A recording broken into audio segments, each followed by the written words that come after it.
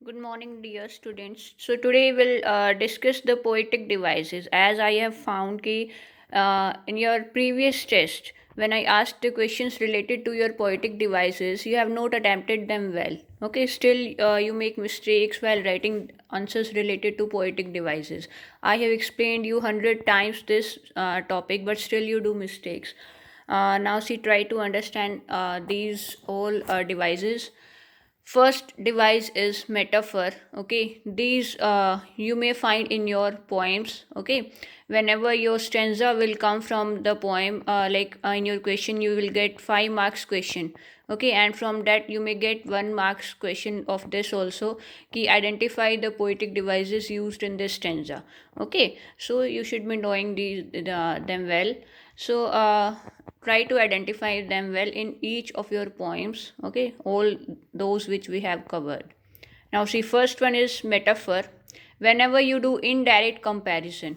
Okay, जैसे अच्छा चलो, come back to the second one first, then you'll understand first one well. See, simile, whenever you do the comparison using words like as और like. ठीक है, जब भी आप कंपैरिजन करते हो using these two words like और as को यूज़ करके. Okay, for example see the example which I have written about this, her tears were a river flowing down her cheeks. अब यहाँ मैंने कंपैरिजन बिना इन दोनों वर्ड्स को यूज़ किए किया है. Like I have done direct comparison here, है ना, बिना इन दोनों वर्ड्स को यूज़ किए मैंने सीधा उसके आंसुओं को एक रिवर के साथ कंपेयर किया. यानी कि she is crying that much कि जैसे एक रिवर में जितना वाटर होता है, this comparison has been made with her tears. Okay, तो यहाँ डायरेक्ट कंपैरिजन है without using any of the comparative words. And simile में आप इन वर्ड्स को यूज़ करके कंपैरिजन करोगे. जैसे इसी एग्जाम्पल को अगर हम सिमिली में लिखेंगे तो her cheers were like a river flowing down her cheeks. Okay, अब यहाँ पर अगर हम लाइक वर्ड ऐड कर देंगे तो वो हमारा सिमिली का एग्जाम्पल बन जाएगा. But if you do if you will write it without using comparison words, then it will come under your metaphor.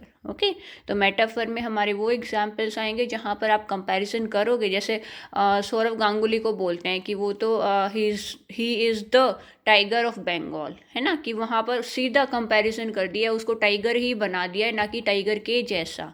Okay, तो जब ऐसे कंपैरिजन्स होते हैं वो हमारे मेटाफर में आते हैं. And when you will do comparison using any words like और एज, ठीक है, तो वो हमारे सिमिली में आएंगे.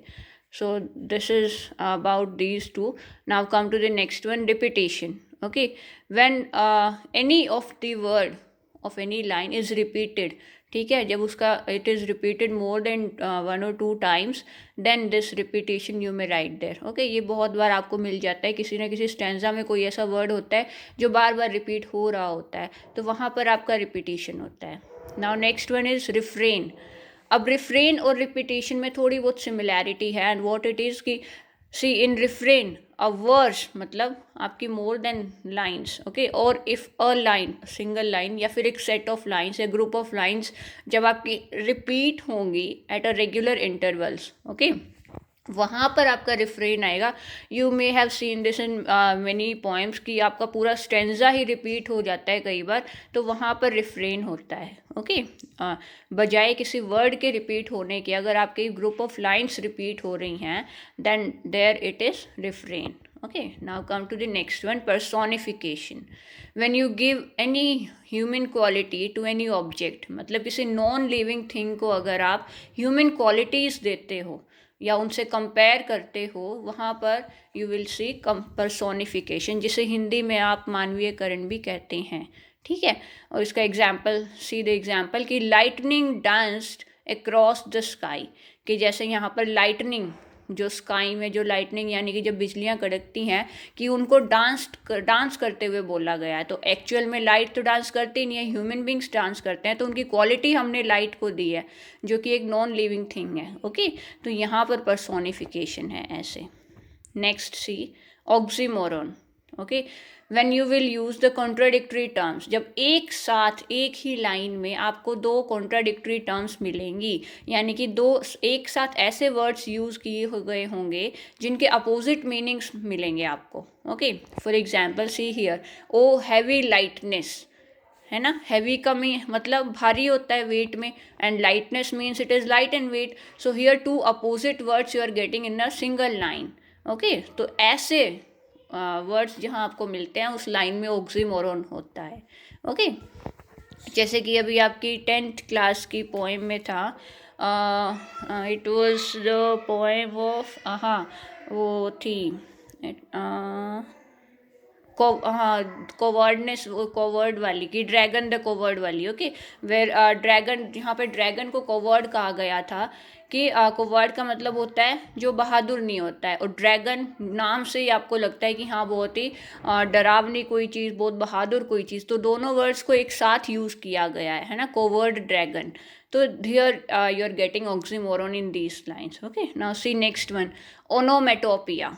Okay, this is very easy to find whenever you get any kind of sound words. ठीक है, आपको कोई भी साउंड वर्ड्स नज़र आ रहे हैं, whether it is the sound of any, किसी की मूवमेंट की साउंड है, या फिर it is bird sound, animal sound. ठीक है, किसी भी चीज़ की कोई भी आपको क्लैंक, क्वैक क्वैक, या फिर म्याऊं, ऐसे किसी कोई भी साउंड वर्ड्स जो भी यूज़ होते हैं आपकी पोएम में, there you will get onomatopoeia. Okay, तो बहुत ईजी है आइडेंटिफाई करना ओनोमेटोपिया. Next is hyperbole. ठीक है, hyperbole means where exaggeration is used. Exaggeration means जहाँ पर कोई बात आपको बड़ा चढ़ा के बताई गई हो.